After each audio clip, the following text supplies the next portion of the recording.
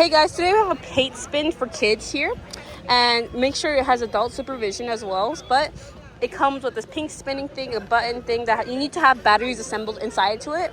You need all the paints, which come into this little container, a bunch of different designs to actually decorate it. And we're gonna try it out.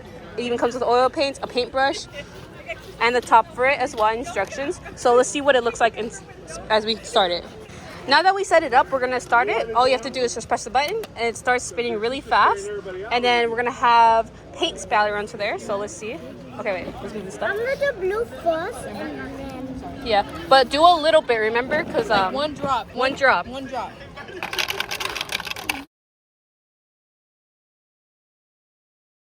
We're not using it too hard, okay?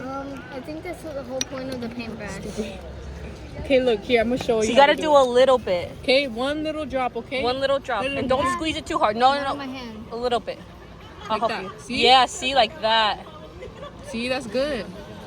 Alright, then next Wait, can you do it like fast? fast? No, Lucy, not like that. Look, let me show you. No, that's the wrong with the picture. That's okay. Yeah.